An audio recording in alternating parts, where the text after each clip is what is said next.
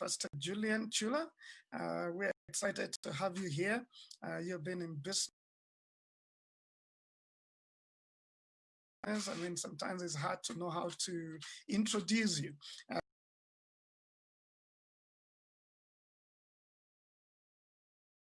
And feel free to say more about yourself.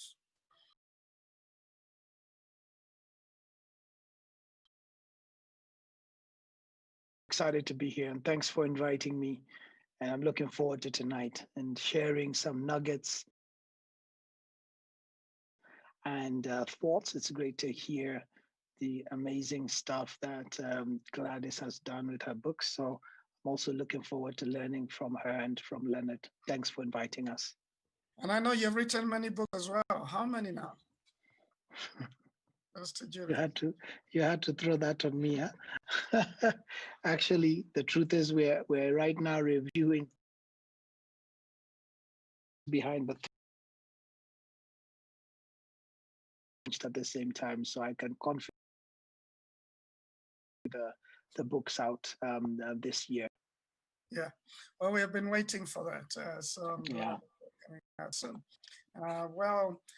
Recently I met, I think last year, I got to meet Mr. Leonard Mcharo, who has become my friend, and I've also become part of what he's doing in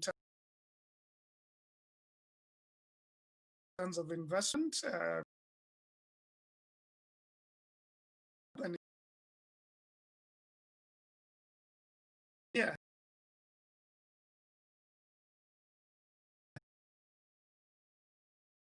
In terms of investments. Thank you, Pastor S.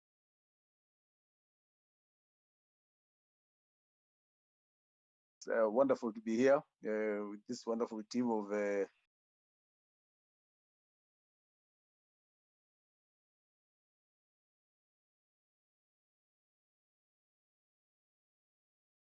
independence, financial independence.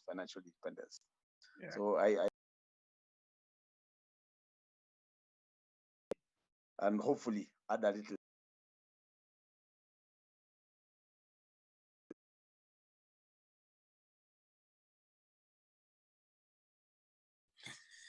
All right, thank you, everyone. I see some of you have begun to ask questions online, even.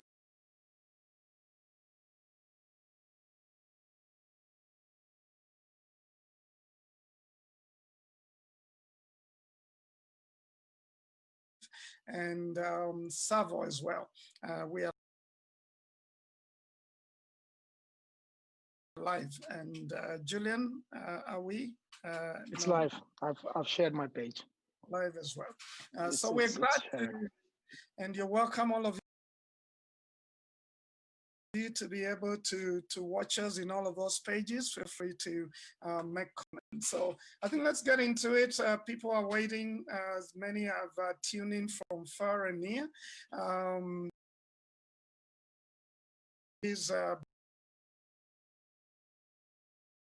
Pages, those who are there will let you know how you can get that. But let's begin with you, Julian. I've been watching CNN for another 90.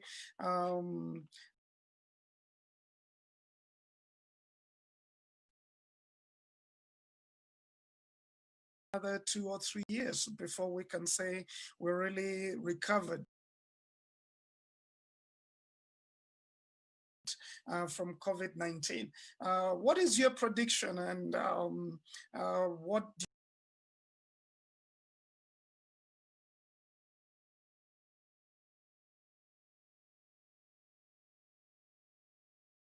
those who've lived before us haven't experienced? How we should evaluate. Mm-hmm. This is the most crowded the world has ever been in terms of population, right? If you look at what the population of the earth has grown to in the last 300 years, it's literally over quadrupled what it was pre the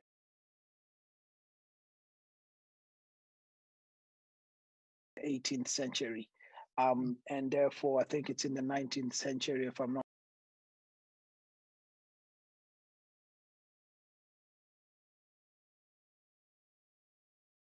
That means if there is going to be news, it's no longer Kenyan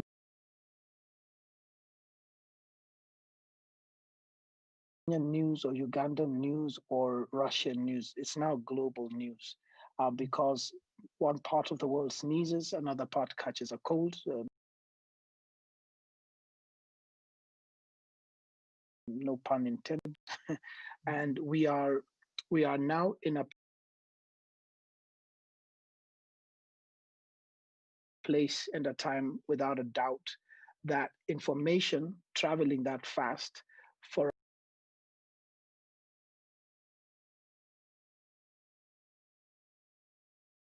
a very populated world is going to cause us to have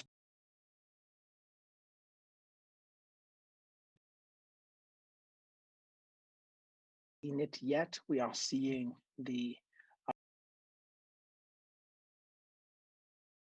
almost seeing the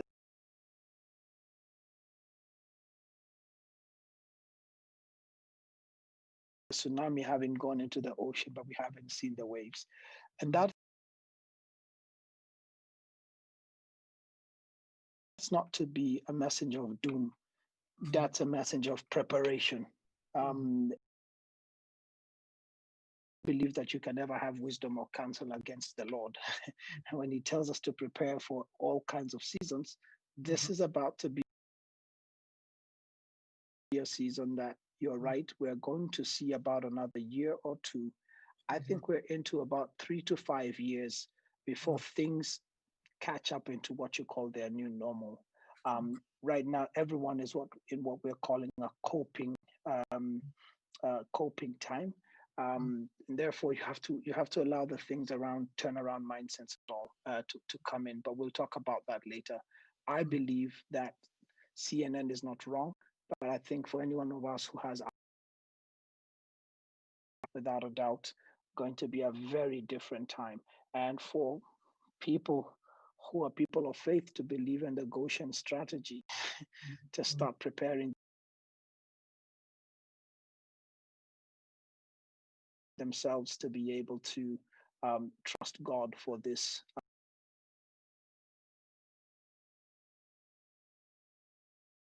for this season. What you said, I think this is not to scare us. This is being realistic.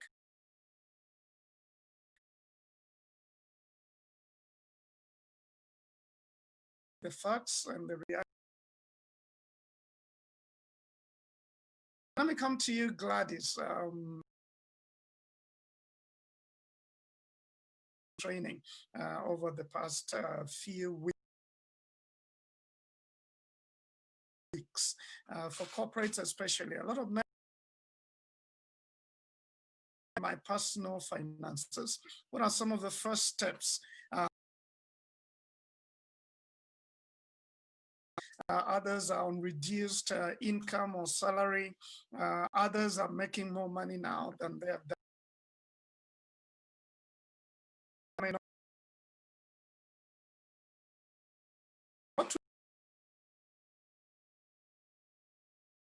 Everyone about our finances at this point. Pastor, yes. For me, I'd begin by telling people to begin by accepting the situation. Yes, Pastor Julian has painted the lost their job or they're surviving on a fraction of their salary. It first begins with acceptance, because what happens before you accept the situation, you'd be blaming somebody else. You know, we've seen people who with their boss, you know, because they accept, they will be able to get out of the situation sooner, because this is a situation, it's circumstantial. Nobody asked for Corona to be with us, really. It's found us, it's affected us in ways that you'd never have thought about. Then once they accept, I think they should be able to talk to the relevant people. There are people who are surviving on part of their salary, and their spouses don't even know. And particularly so for even the parents that you support. Let them know that going forward, or due to be able to provide be able to do it in the first place. And you'd be surprised, this would be the time that they'd be paying back. You've supported us over the years at this particular time. That's the other thing, Pastor S, because it's very easy for anybody to consider themselves person surviving on a fraction of their salary, but on the same breath, they've had their whatsoever, they don't know how to put their next meal on the table. So for me, just being in the right frame of look at your numbers, Pastor S. And I like attitude. I like what you said about attitude. I was reading something that a statement that was saying the only disability in life is a wrong attitude. When you have a wrong attitude, no one can help you because you just become negative, and everything you see, you act out of fear instead of acting out of knowledge and being able to do the right thing. So yes, attitude is important. Mr. Mcharo, your money from investments and just keep your money because you need it. In other words, you should divest. You should what is a word of pulling out from your investments and sell off what you have and just keep the money because you don't know what might happen. What would you say to the Kenyans who are wondering, should I invest? If I have some money somewhere, if I had started buying a house, should I hold off for a while? What's your wisdom on investments? Wonderful. I think the topic for today is wisdom for lean times. I think for me, wisdom should always be for lean times, that you always prepare for the worst. I love Solomon in his book of Proverbs, and he says, consider the ant. Yeah. The ant doesn't sit and grow fat. The ant always thinks about tomorrow. Always taking care of the winter. It's always thinking about tomorrow, and that's our attitude towards investment. You asked whether our business has been affected. We have been extremely fortunate. I think Pastor Julian talked very fortunate that when people are told to stay at home, we're in the real estate industry and we do purely residentials. So now people are working from our investments. They are living. Our business has actually got a boost during rental income. And the people who have been, that a few who have lost their job.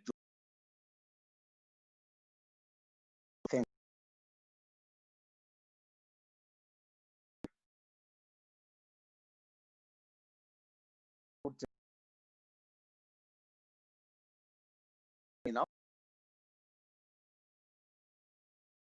I don't think it is possible. I think you prepare for that ahead. Not just focused on the today. I think we should be thinking ahead. And I think investment, because investments, I think, is first of all a mindset. Yeah, right now is not time to think consumption. Think creativity and thinking about tomorrow and how do we get over this. If this thing is going to last 2, 3, 5 years, stop. You must find a way of thinking.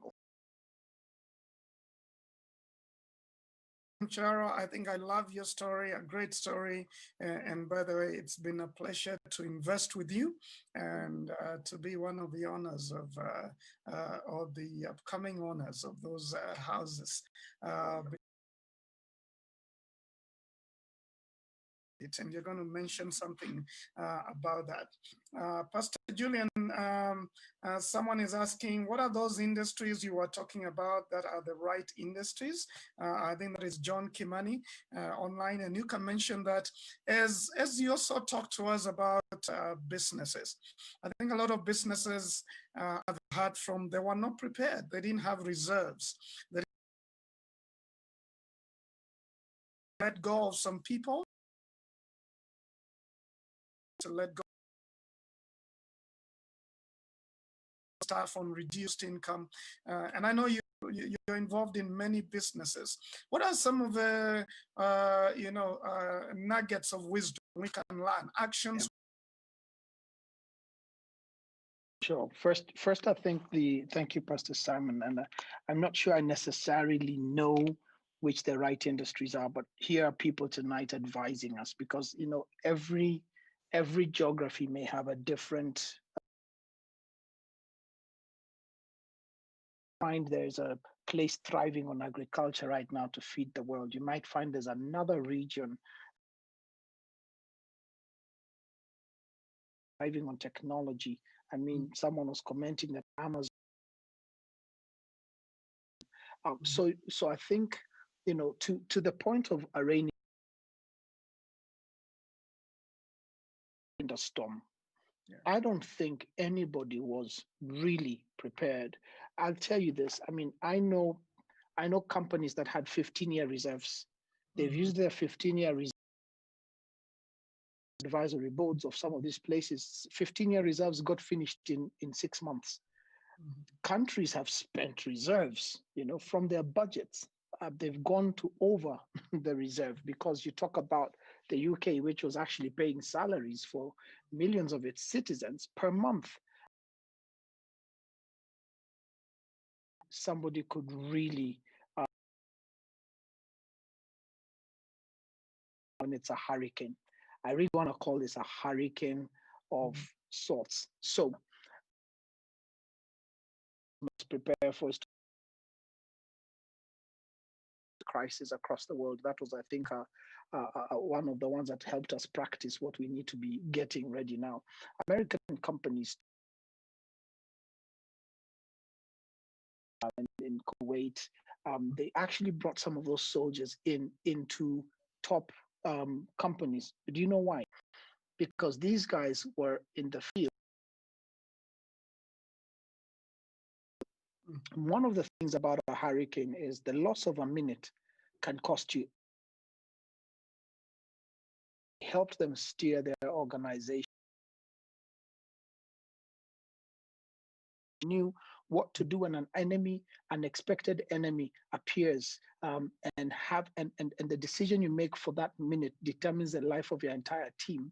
These people went into those markets where investors' money had been, and they helped with what we call. We need to create a turnaround mindset. That means we need a level of fluidity around what we were doing before, and the strategies may change. What we had as a 10-year vision may have to be reviewed. May never go back to the way they used to be, and therefore we may have to retrain ourselves about a new turnaround business strategy. Number two is a speed of understanding the environment. You snooze, you lose. In someone is asking which industry, that's the real estate industry. But I'm sure if I ask him what in the real estate industry he's doing, he's not going to tell me that he's building millions. If you go into the wrong thing in an industry, you're going to for not having required to make that happen. Is the how should we prepare that needs to be shifted, because the truth never changes. The truth is the same.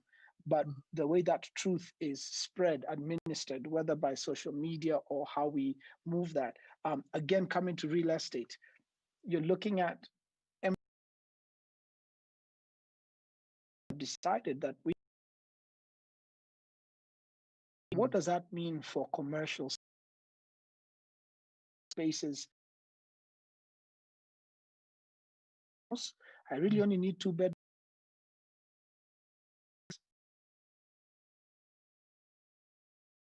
My home. So the point I'm trying to make, shift, you may want to get very acquainted with the entire delivery and logistics around how that works. And so you have to, number 3, innovate within the crisis. With or things are going to overtake us. There are 3 kinds of people we're going to have. We're going to have the ones who will just look at the storm and say, my day of death has come. We're going to have the ones who had prepared for the storm, for the hurricane, and they will survive. And we're going to have the ones who will learn how to swim in the storm. Wherever we find ourselves, the important thing is to understand that choices and decisions are going to have to be made by you, or they'll be made for you, bottom line. Yeah. And I like what you said about innovating within the crisis. And let me just ask one more question before I come to you, Gladys. Decisions about reducing staff. Decisions, you've had to make that decision. Any wisdom on that? Look, I employ quite a lot of people in different countries. So what I can tell you is there's what I call the employer's dilemma. And sometimes I wish employees could hear the pain of an employer. There is no magic source to where money comes from.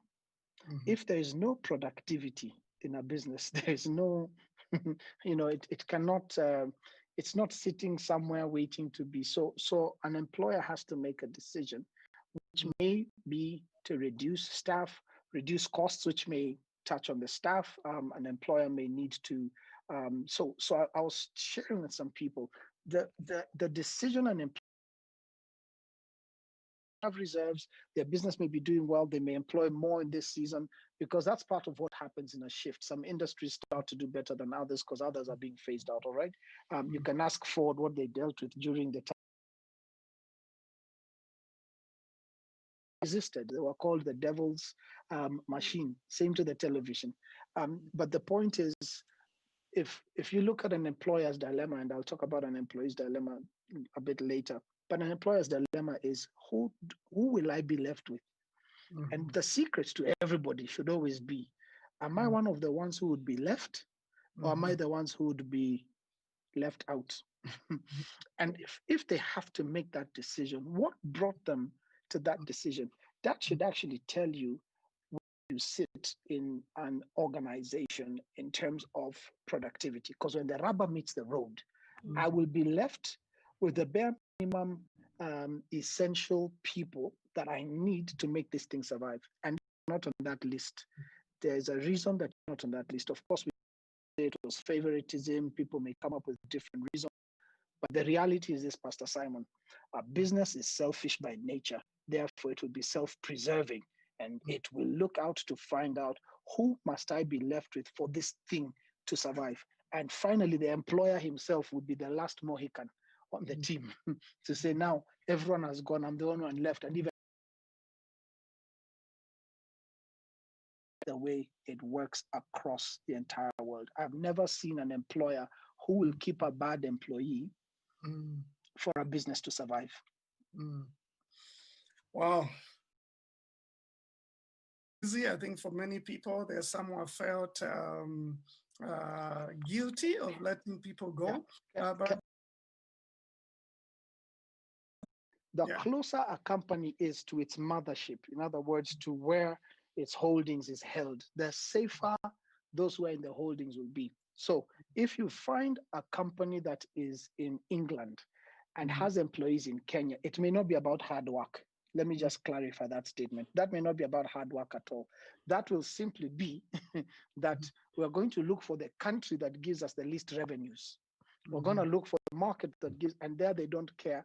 They'll just give a blanket dismissal, or they'll close shop, or they'll close supermarkets, because they just go on their flag and say, close, close, close. Anything below this, shut it down if it's not strategically working for us. And there goes the thinking we must have in Africa now, Pastor Simon, is we must create more indigenous companies, because the closer you are to the center, the safer you are from some of these decisions. Sorry, I interrupted. I just wanted to make that small exception.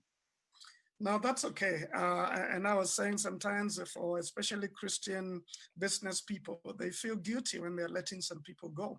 But I think I've come to realize you can't be people's God. You cannot replace God in their lives. You've got to do what you've got to do as a leader. You've got to be brave to make the decision that you need to make once you've consulted and you know it's a wise thing to do.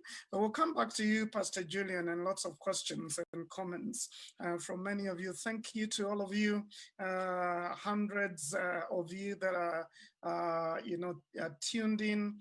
Many of you are hosting watch parties. Thank you for this conversation, and a lot of you appreciating what we are saying. But let's come to you, Gladys, and talk to us about budgeting. Budgeting is one of the good practices of a person. What are some of the things we should begin to reduce when it comes to cutting costs in our budget during a time like this, so that we may be able to survive? Okay, thank you, Pastor S. May I begin by saying that a budget or a spending plan should clearly state how monies will be used before the income set in. Yes, because what happens is that people wait for an income and then budget, afterwards. The budget should. So, there are a lot of people who say, well, budget is a complicated thing. I'm not an accountant. Should everyone have a budget? And what's the basics of a budget? Okay, yes, everybody should have a budget. Yes, as a budget. And incidentally, the people who don't have budgets are even accountants, such as myself. You see, we do these things for people who've hired us, and we don't do the same for ourselves.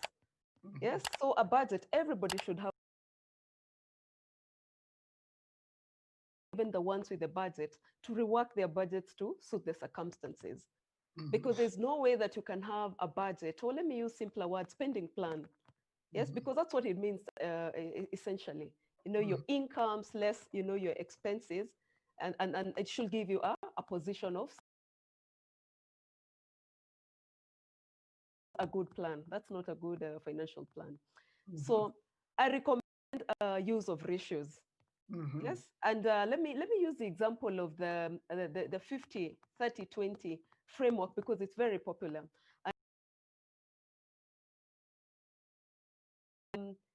Ratios used to allocate or categorize the expenses, where 50% of the needs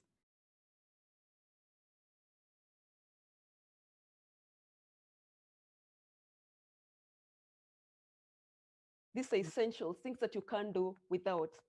Then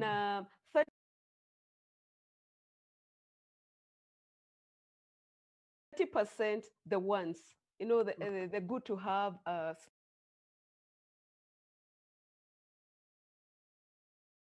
stuff, and then there's a 20% that's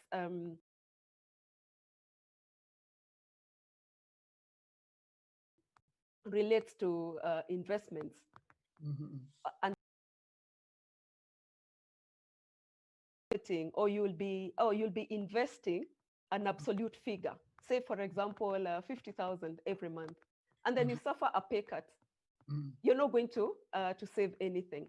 But if you're working with ratios, if your income reduces, you will still have a fraction of everything.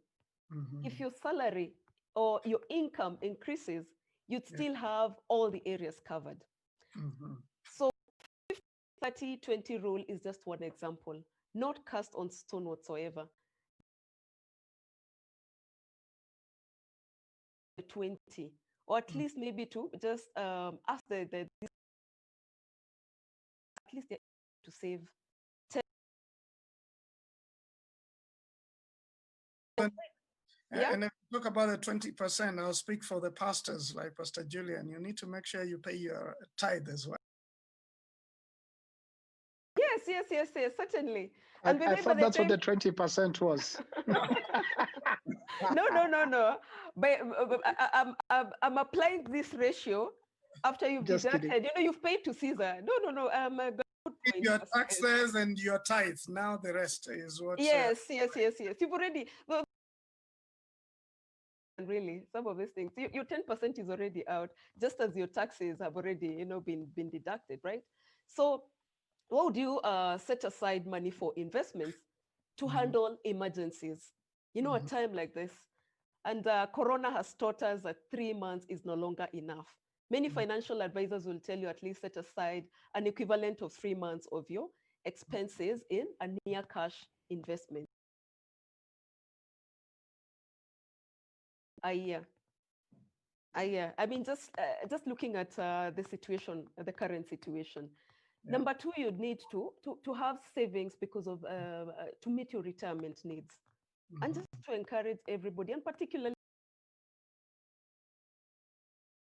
retirement. There are a lot of pluses to starting this journey early in the day.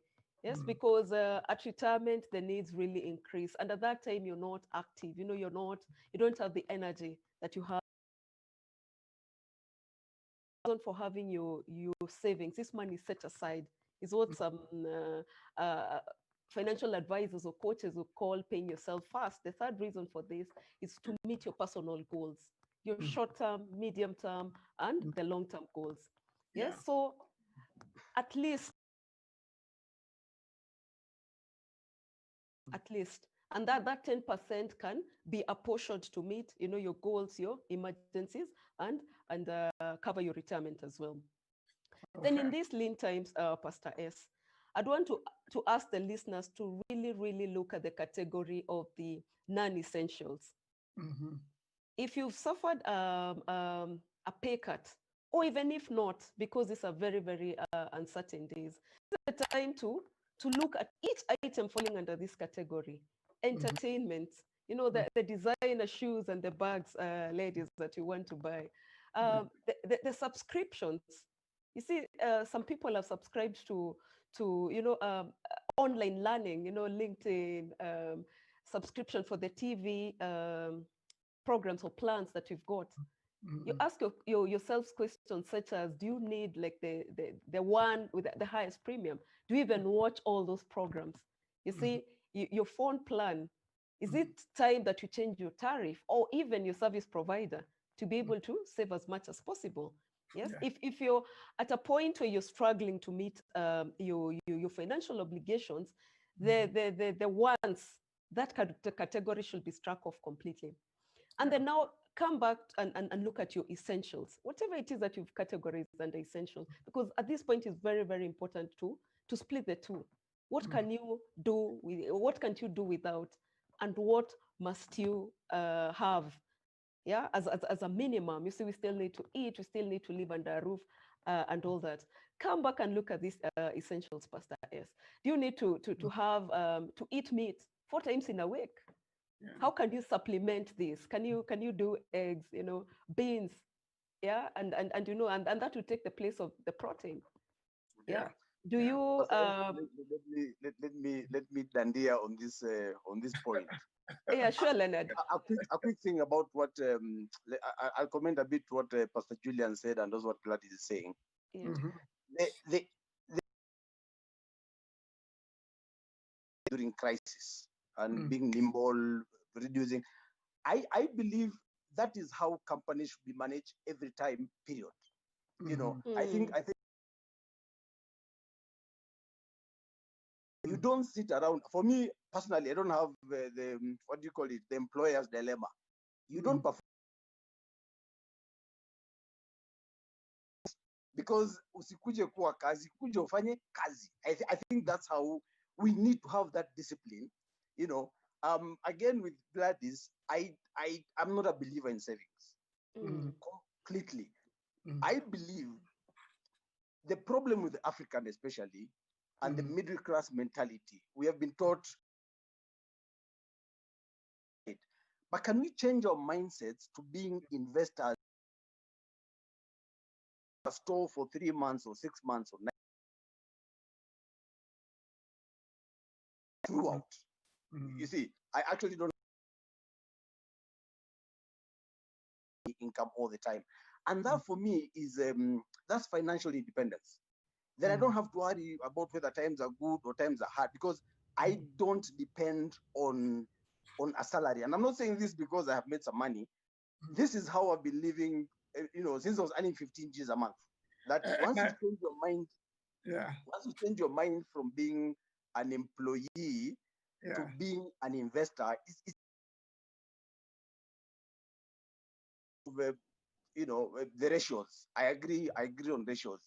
My wife and I are a bit radical. We went for 70%. Yeah.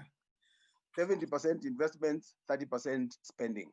And it's interesting because it's actually possible when you set your mind to it. It's amazing how much we don't need. All the rubbish that we buy and fill our houses with is stuff that we actually don't need. And that can be turned into an investment that helps you tomorrow. Mr. Mcharo, I know your story, so I wish we had time for you to tell your entire story. I think where Gladys is coming from is for us who are beginners. You need to save, then after a while invest, because we so I remember, in the beginning, that's how I learned how to put, and I love your story. In fact, let's come to your story. But I love what you were saying, Gladys. I think it's when you learn to put some money aside that either you're saving to invest, not just saving for the sake of it, but you're saving to invest. Yeah, Pastor S. Yeah. Pastor S may just interject, yeah? I said that portion of saving is saving / investment / debt. Yes, Okay. I am one person who speaks about not having money in the bank. Why? Because it becomes very accessible, and that's why people even fall into debt, because money needs to be earning something for you. Yes, and that's why I said even for the emergencies, they need to be in near cash investments. You see the money markets and short-term government securities. Yeah, it's just that Leonard got there first before I could finish. I said I'm going back to the ratios one by one. Yes, it's just that the minute you put aside monies for savings, when you're clear on what goals you have, you're going to allocate these monies to the right investment vehicles. Yes, for short-term investments, they go to a separate vehicle. Long-term investments, they go to the riskier ones, because of the privilege of time. Yes, but I agree with him 101%. Yeah, you don't save to keep it in the bank. It's allocated somewhere. Yeah. Thank you. And that's a lesson I had to learn. And I think a lot of us have had to learn that keeping money in the bank doesn't really make sense, because there'll always be people come and say, I have this need. And if you're a pastor like Pastor Julian and you tell them I don't have, you feel guilty. But when you say I don't have, and it's true you don't have, yet you're making money, but it's already engaged. It went to investments. Let me come to you,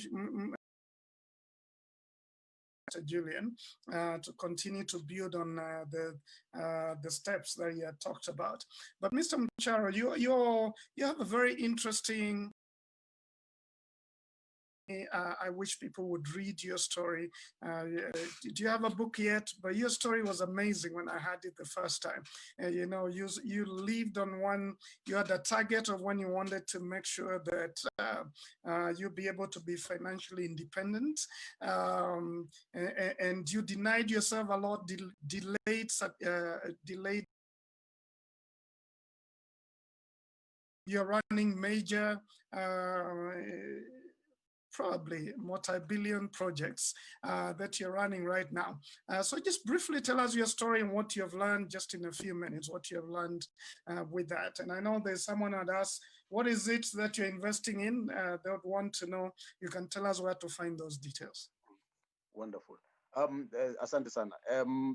I think when my wife and I met in college as two students, we were okay, I was sure and I managed to convince her that depending on a salary is not sustainable. The only thing you can really depend on is investment, because investment is real wealth. It doesn't run out. You know, it will stay with you for a long time. Yeah. And so when you are very young, before we are going to have a financial independence number, and that time for us, we equated that to fees in Harvard for one child. You know, it costs 6 million shillings per year to take a kid to school. We said, okay, within 15 years, we are going to have 6 million per year from passive investments.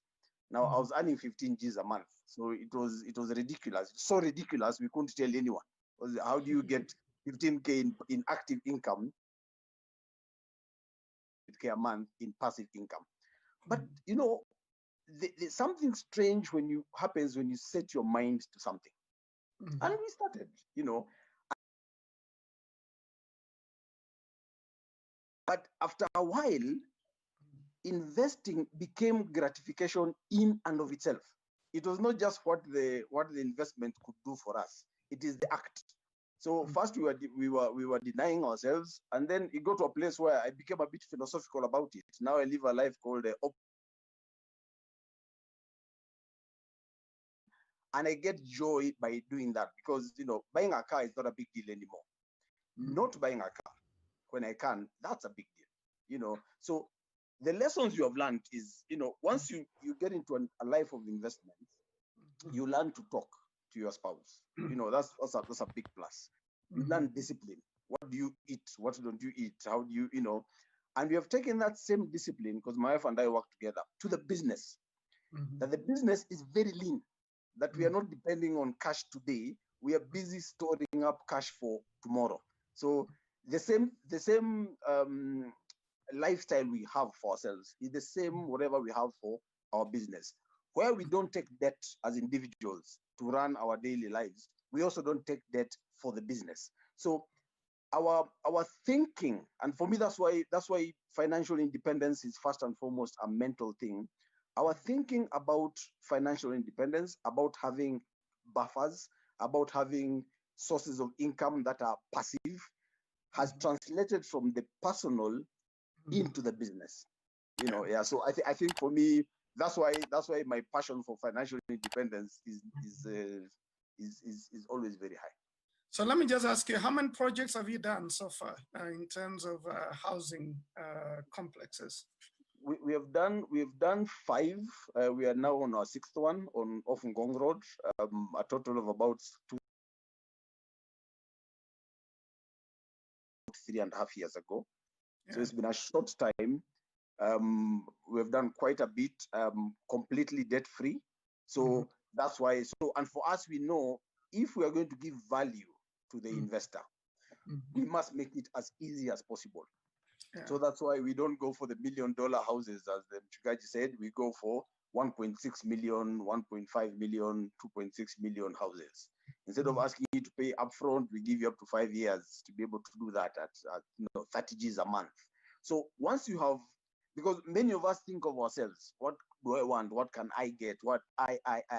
But when you remove yourself from the equation and put your investor at the center of that equation, then you create value. Then it becomes easy for people to come and join that. Yeah. Oh, thank you. And I mean, those of you are looking for somewhere to invest, I would encourage you to go to Savo. I mean, as I said, I'm paying for a house there, and I want to be able to pay for another as the Lord enables me. But I love the houses because they're studios and 1 bedroom. I don't even think you have 2 bedrooms. It's just 1 bedroom and studio. Mostly studios and 1 bedrooms. And it's strange that you can actually give a lot of value for a very low price. Even our tenants feel like kings in those houses where they pay very little. Yeah, and where you don't have to get a loan. You just pay a deposit and then you allow them to be paying every month. And they'll continue to pay. And once the house is ready and someone occupies money to go into what they're buying. So I love the model, and I want to encourage those of you who are listening in to be able to go there. As we come to you, Pastor Julian, let me just say to everyone, we run some programs as Transform Nations. We are running Man Enough, that is a XY journey online, and we have lots of men who have gotten involved from different countries of registration. In case you want to sign up for the Man Enough program, it's 7 weeks, actually 8 weeks online, subsidies rate right now. So you want to catch that before the subsidy is done. We also have EZA, which is the equivalent of Man Enough. That also quite a number of ladies are involved. We have 1 more week for sign-ups. In case you want to sign up, check that out. All the details are on our Facebook page. And then we have Intentional Moms and Intentional Dads. All those programs are available, and mentoring of boys. So feel free to interact with people on our website, and you will get the details. Back to you, Pastor Julian. I mean, guys, I think we need to do this again next week. You know, time just runs, and there's so much we need to talk about. Just as we come to you, Brian Mashari has said, Mcharo, I like the minimalist mindset and investing mentality. It protects from consumerism and enables us to invest for cash flow assets. George Herrera, you're saying quite sobering. Yeah, I think many of you just saying we're listening. Thank you so much for the many comments, but let's come to you, Julian. We're just loving and I'm taking notes, some of the things you're talking about, you know, turnaround, mindset, innovating within. Someone has mentioned a book that I am actually currently reading, Extreme Ownership, that talks a lot about these Navy SEALs and how they help with business thinking.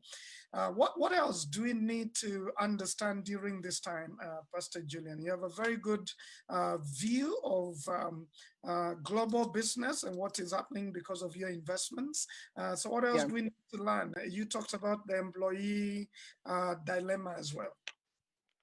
I mean, it's amazing what we're all learning here tonight. And one of the things I think is to always have the disposition of a student, listening to both Gladys and Leonard and yourself, Pastor S. There's so much we all have to. I think that's one of the lessons I've learned in life. Always be ready. I think, Bwana Leonard, and I don't mean to take any spotlight from you. We're building next to each other on Gong Road because I'm with Gishane right over there. And I think he mentioned to me about Savo, and because the whole concept of forming of affordable housing was birthed from seeing my church members not being in houses.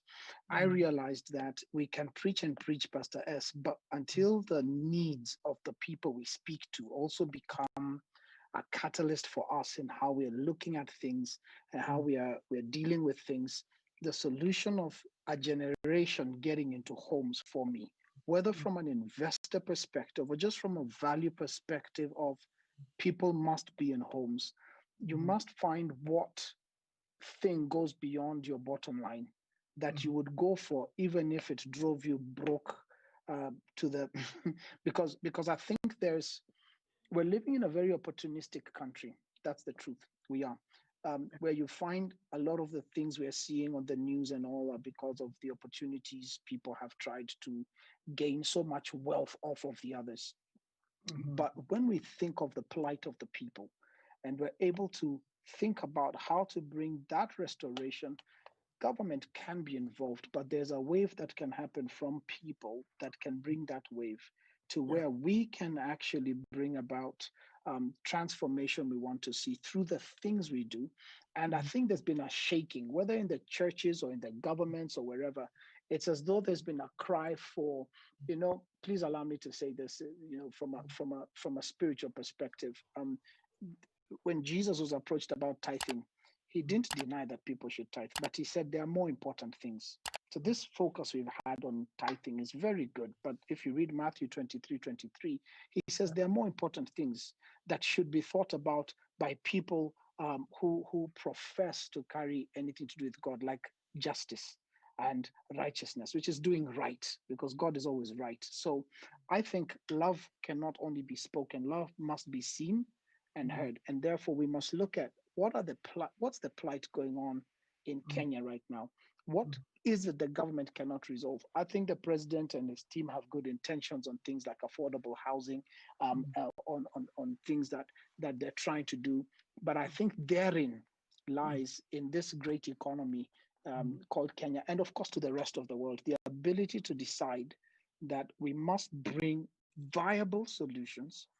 And a crisis like this is a wake-up call. A minimalist drive and mindset, as you know, with what Leonard is teaching us, a drive that's driven by the precepts of the gospel of the Bible, rather in terms of being Christ-centered by love and centered on that, to mean I can actually live on nothing if I see others having, achieving their purpose. I think that whole denial of self to be able to achieve things is what this country and Africa as a whole, because I don't understand, and I say this with all humility, how can we be the most evangelized continent and the poorest? How do we have the most churches and mosques per capita in the world and still be the poorest, most corrupt, something's amiss? And I think therein lies the miss we've had, where faith start to do good, to deliver that good. I think churches must become great at execution. And I must say, I've learned a lot from the Catholic Church, and we must give credit where credit is due. When it came to hospitals, education, when it came to looking at the arena of, and everything has its red flags. But at the same time, if you look at community impact, I think the Protestant Church across the world has got to. And look what is ailing our community from the area of education. Because let me tell you, COVID has disrupted education. I made a call to my kids' school, and this 80% of the parents have decided to hold their children for another semester. They're not taking them back. What does this mean for education? What role can we play around our communities and education? As Leonard is building houses, as we are building houses, as Gladys is writing books, Pastor Simon, as you're meeting all these men, because the male factor is a critical factor as far as our nation building is concerned. If we all bring our chess pieces to the table, then the government will have to pay attention, because actively we will be influencers that cannot be ignored, and therefore we will have lifted up people to where righteousness and justice start to become a core part of our everyday thinking. Yeah, thank you, Pastor. As we come to you, Gladys, and talk about debt. But Julius, you had promised you would say something about the employee dilemma as well. You talked about the employer dilemma. Yeah, because when you have layoffs and when you have the concern, people are scared. There's anxiety. People are in a dark place. And let me tell you, for those of us who've jumped into being entrepreneurs, let's appreciate that it's a journey we took. It's a long journey. It's a lonely journey. I don't know if everybody in the world can be an entrepreneur, because then then you have all chiefs and we have nobody working. So it's like having a company and everybody is ahead of something. But I do agree with Leonard's views around how people can become financially free. How people can, because I can use my employment to pay that 30,000 a month to become financially free. So it's not about necessarily jumping into entrepreneurship, because I don't believe, and I'm careful nowadays in trying to push the narrative that we are all entrepreneurs. We are not. It's impossible, but we all have to have an entrepreneurial mindset, which says, I will use my existing income to create financial freedom for myself. I have a friend who started doing something close to what Leonard was doing when he was in university and started his first job. And he goes to work nowadays, 20 years later, because he enjoys what he does. He doesn't go to work because it depends on a paycheck, And he just guided me and said, I've been able to live off of the interest of my interest. This guy has gone to the third dimension of living off the interest of his interest. I mean, that's another level altogether. But it's discipline. It's a process. It works. But we need to come out freely with what you're doing tonight, with what Gladys is teaching us, what Leonard is teaching us, and make this information available to people for free. You know, we've got to have a generation that's willing to say, I may not have to make money off of people getting this information. Let people get the information, but also it's an abomination to pour water into a glass filled with water. It's the same way to to do that in a room filled with ignorance. Don't add any more if there's no knowledge, if there's nobody listening. For those that are willing to listen, employees, hear me out.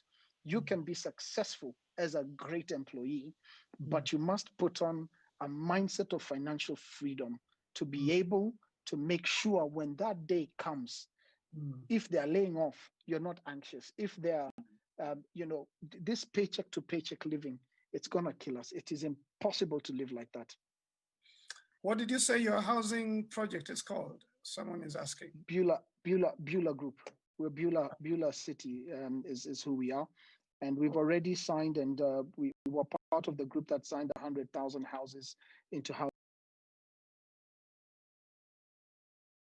Doing work on the ground in 4 different projects to be able to give people those affordable homes, 15-year, 20-year payment plans, 10-year payment plans, because that's the answer. What Leonard is doing, tenant purchase schemes, being able to get off these ridiculous interest rates and giving people financial freedom through home ownership, even for their children.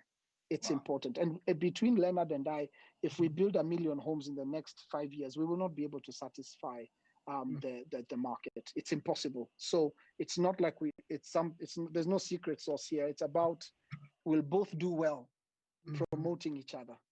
Yeah, I love it. So Beulah and Tsavo. I think someone else was asking. Tsavo is in Tsavo National Park, but TSAVO capital letters. If you go to the website, you will, and their Facebook, you will see that. Job of design. I love their design. Yeah. Well, thank you. And yeah, I'm bringing in my friends.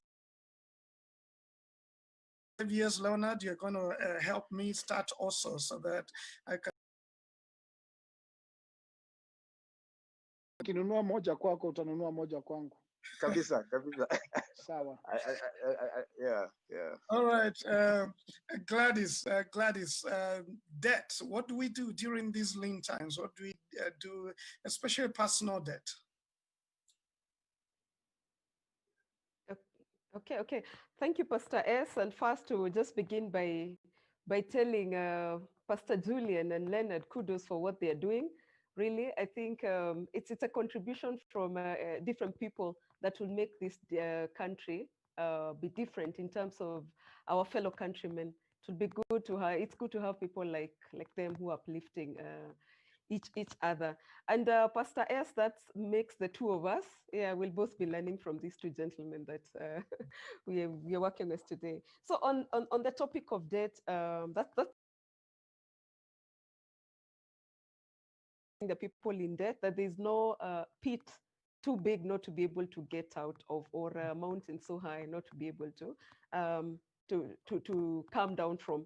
Right? So for the people in debt, the first step would just be to list all debts.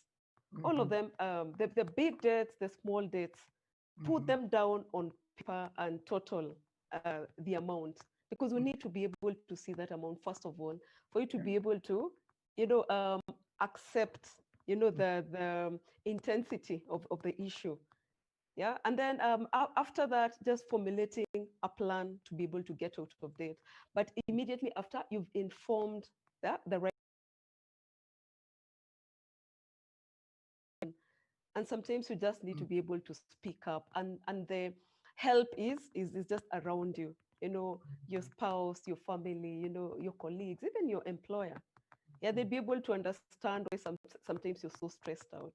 And yeah, so get it. You don't announce it to the world, and again, even to your children, because sometimes that can cause you to downscale, their school, move them from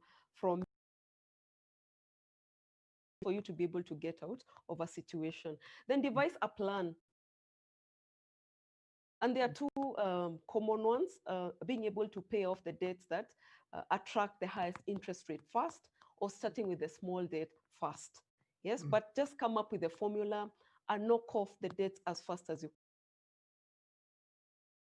beginning with a small debt, what you owe Mama Mboga, Mama Fua, your colleague, a thousand, and psychologically making you feel like you're making progress towards clearing your debt. The other thing, it's because some of these debts are very shameful. You don't want to walk around your estate and people are saying funny things about you, or that you're not able to go, for a debt.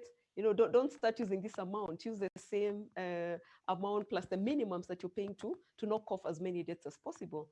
Yeah. Well, option 2, paying off the ones with the higher debts. Yes. Yeah. So the other way to be able to pay off your debts first is taking the items that you own and just asking yourselves critical questions. The things that Leonard was talking about, you've just, you have a lot of things that you don't need. Sell some of this. They'd be able to help you pay off your debt faster. Find ways to be able to earn an extra coin. And Pastor Julian has spoken about that, so that your reliance is not on your 8 to 5, 100%. Where else can you earn extra income for you to be able to pay off the debt faster? Whose help can you look for? Is it your bankers? Is it time that you're supposed to have a conversation about the rent moratorium? And here, to the listeners, is only for the people who absolutely have no way of paying this debt. Because really, even if you don't pay it, you're just deferring a problem. So here,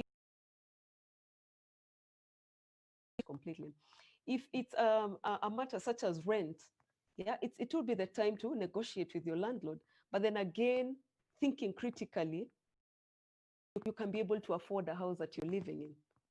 Yes, because and I've had this conversation with a team before, where I just challenge them to think about the people who they offer help to.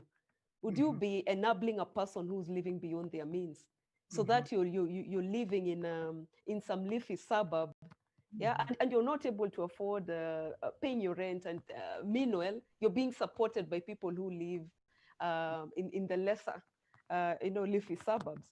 Yeah. Yeah. So it's just finding a system of which to pay your debt faster, and all of these things can someone to keep you accountable. You just need to tell one person or two, a person who would really be firm with you, and give them permission to really check the progress that you're making. So that you say, this is a debt that I've got and I want it paid off. It may even call for the help of a coach, because what I say about debt, sometimes it's a result of deeper problems, deeper issues. Do you have a gambling problem? So that even be able to earn your income. Is it because you've got a drinking problem? Is it because you're unable to to have boundaries, but you overgive if there's something like that? And this is really just have a spending problem. You buy things you don't need, or you don't need to buy at that point. Exactly. So assessing where you are at and looking at the root issues, so that you begin to deal with them. Yes, because you'll get out of debt and still find yourself, back into that situation. But then it all begins with just taking charge of your money. The mindset. What stories are you telling yourself when it comes to money? Are you telling yourself that I cannot be rich. I cannot put up flats like Pastor Julian and Leonard. What stories do you tell yourselves? Because a lot of times the people who get into debt, it's because we just self-sabotage, and again because of those underlying issues that have just deliberate effort. Well, thank you very much. Unfortunately, gentlemen and lady, we are almost out of time. I think we will definitely do this again if all of you would be open to that. Quite a few questions. Pastor Julian, let me ask you this one as you also give some of your closing remarks. Memo is asking more details on how you can leverage debt and acting as a catalyst for development and mirror it to your operational capacity. I don't fully understand what he's asking, but in case you have an idea, feel free to say something out of it. Okay, and then, okay, so I think he's asking how is it okay, or can one leverage debt for development? I imagine also for building your business. I've done that. I've done that before. I'll tell you this, personal debt is, I mean, if you can avoid it, and to what Gladys is saying, run from it, because you just, I mean, there's a man I met once. I was a young man, I was in school, and we went to visit him with my brother in Austin. This guy was building everywhere, doing amazing jobs. So when he met us, I think he had really expected, because of the way we had set our profile and everything, he was expecting some really big shots. And these two students walk in, and you know, he just immediately calmed down because he had put on a suit. He never used to wear a suit. So we told him, you know, he asked us, so what have you done? Where have you built? What have you guys been doing? He said, we haven't done anything. We had zero. He said a very important thing, which I only got to learn later what he meant, because I think I was 21 or 22 at the time. He said, you know, zero is a very good place to be. It's not a bad place to be. and 10 years later, when I was in debt, I understood what the man meant, because there's a place below zero. There's a place below ground zero. And let me tell you, when the person who you owe money calls you at 3 a.m., you have to panic, or something has to happen to your life. So the Bible doesn't give any provision for a debtor. It just says the rich shall rule over the poor. If you're in debt, those who you owe money will always rule over you. With their policies, with their phone calls, you won't have peace. If you can avoid it, avoid it. However, there is some kind of debt, and I want to call it mezzanine debt, different kind of debt that does not get you in trouble. So you have to be very smart about how you want to leverage that. And I can't exhaust it here, but the point is there some of those programs exist. I was in a business in 28 markets, and we could either use our own money or the banks were giving us their money, and I had enough room to grow faster than us. And then we had capacity. So depending on what you're doing, but with what Leonard said earlier, you can do real estate without debt. It'll be slow, but clearly there's appetite in Kenya for genuine, non-greedy developers, authentic, non-greedy developers. And let me say, that is the same in mining, it is the same in agriculture, it is the same in a milk factory.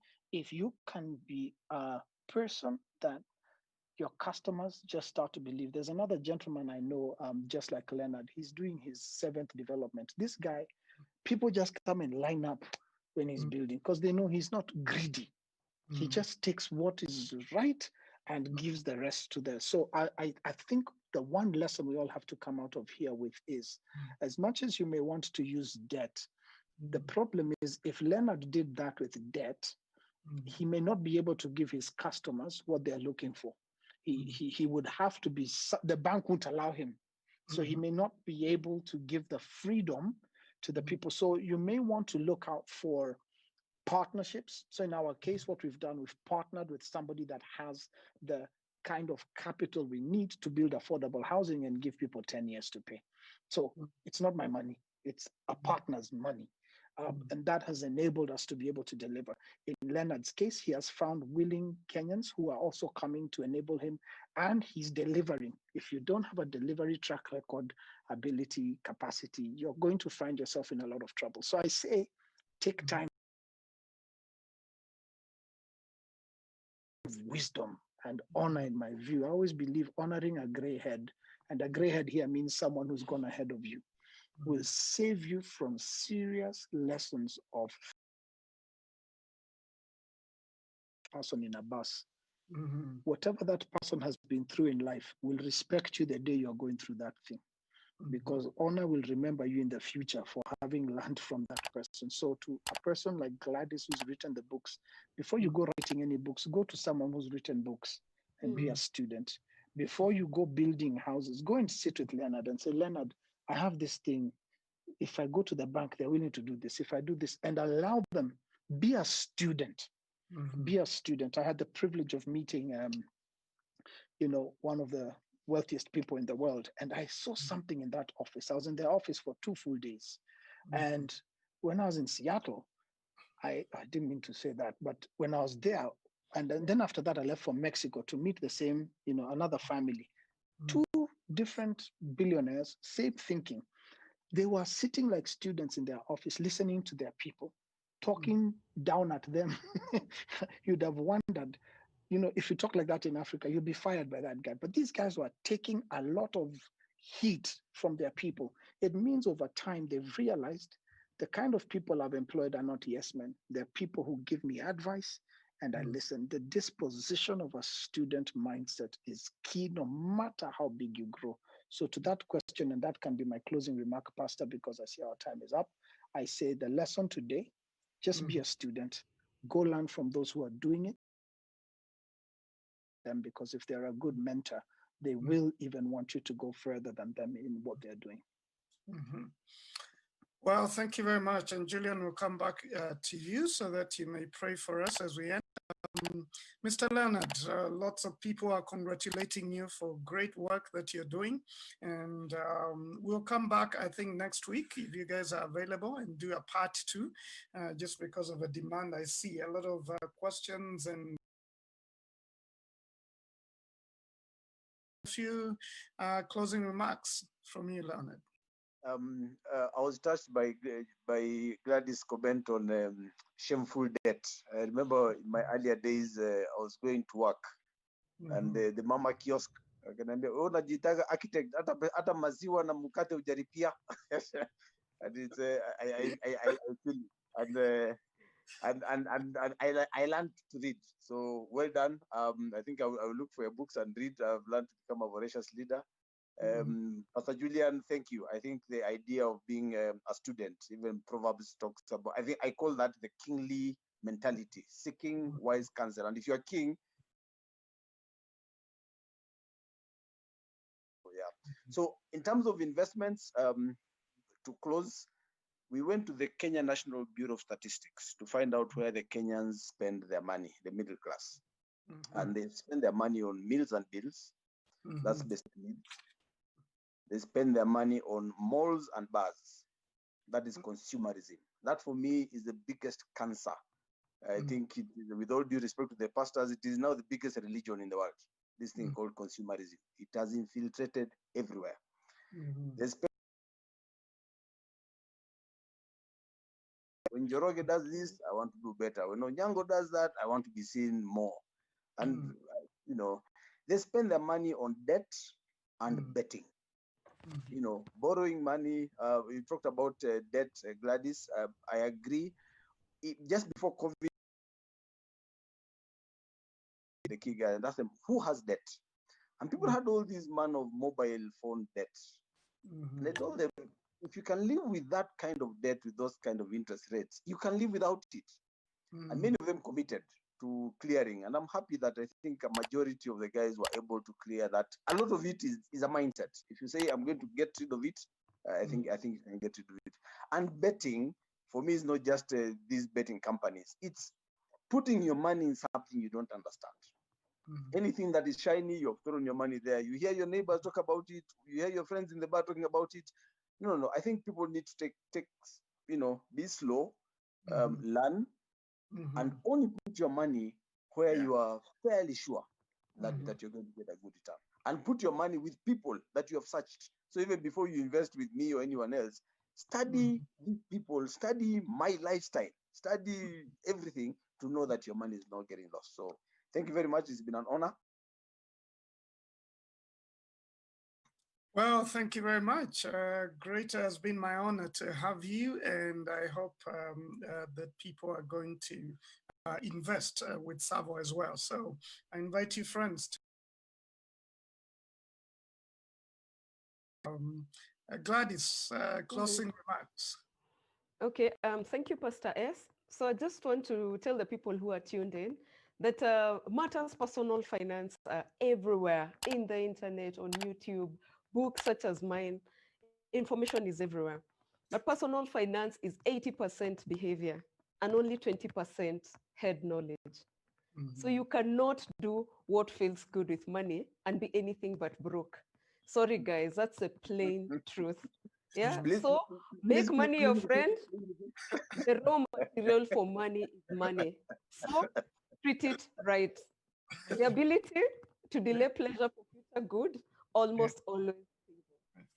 Yes. Wow. Thank you very much, Gladys. I think we believe in God's wisdom. The Bible actually says in Proverbs chapter 2, verse 6, for the Lord gives wisdom from his mouth, come knowledge and understanding. And it says he stores up sound wisdom for the upright, and he's a shield for those who walk in integrity. I mean, I love those words. There's a lot we could say there, but my closing remarks is, guys, as we continue to look into the future, I think I was just writing here A, B, C, D, F, and I'll say it very first. Number one is assess where you are at. Are you in debt? How much money do you owe people? Where are you at? Is your job likely to go? To plan. Number two, be bold. Make the right decisions, whether it's cutting costs, whether it's releasing some employees to the mercies of the Lord and for God to guide them where they need to be. Whatever you need to do, which is sound wisdom, be bold. C is cut costs. Make sure you cut costs, whether you're earning a lot of money or not. During lean times and generally in life, don't use money you don't need to use. Cut costs. D is determination. Don't give up. It's going to be hard for some of you, may lose your jobs, or may have to close down your business and see what else to start. Do not give up. You know, keep fighting on. You breathe your last. So keep rising up and keep fighting.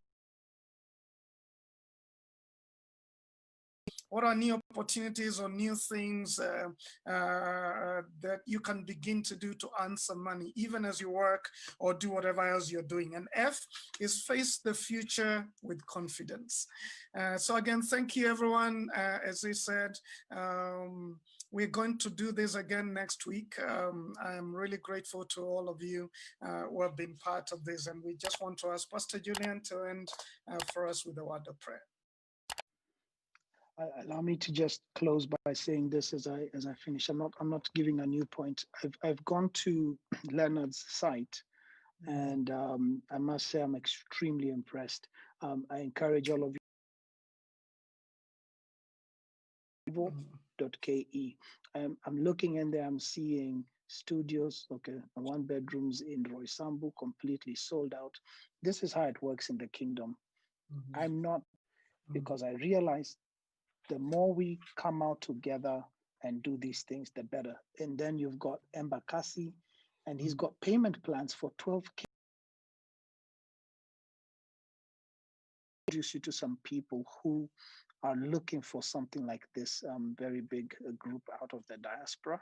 And they approached us 2 weeks ago. I think you're even more prepared than we are on a couple of things, because I can see you've got something. So please, let's get in touch and spread some love around and get you a few more buyers, including some of us. But I'm only buying from you if you're buying from me.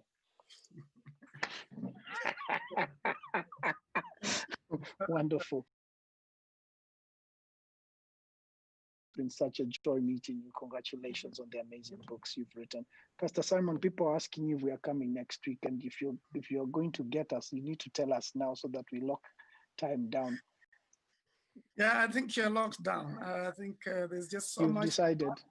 There's so much demand. So I've made a roadside declaration. We're doing it next. Okay. That is the 6th. Yeah. So all of you on Facebook, you know, there's a lot more to cover. So be prepared for next week. Yeah. Father, thank you for this amazing time we've had. Thank you for Pastor Simon for putting an amazing session together for the benefit of people. Pray for everyone that has listened tonight to the wisdom shared here, that Lord, everything we've discussed and shared has given you glory. Holy Spirit, if there's anything we've spoken out of turn that did not please you, we ask for forgiveness. and for intercession to be able to just remove those words from our destiny and replace them with the words of God. And we pray now for everyone who is here that Psalm 90:17 will be our portion, that Lord, you will establish the work of our hands, and that Father, generations from now shall remember people like us that lived at a time like this, that changed their story because we made the right choices and made the right decisions, because Lord, you are right, you are righteous, and we honor you and bless you. Let there be justice in Africa. Let there be the right decision making in Africa. Lord, help us demystify politics so that we can be able to have a continent that now operates on the precipice of your kingdom, which is built on righteousness, justice, and mercy. We honor you and we bless you. In Jesus' mighty name we pray. Amen. Amen. Amen. Amen. Well, thank you very much. I appreciate all of you. Thank you for taking time out of your busy schedules. And the books, Gladys, will be available and on my page to all listeners. There's some books that are available. There's one I'd like to recommend, The 5 Commitments of a Real Man, that I wrote last year. You want to read that and give it to someone else to read. I'd like to get a few for our church, please. Gladys. All right. I will do that. Thank you. Mr. Julian. But programs are available. Feel free to sign up for that.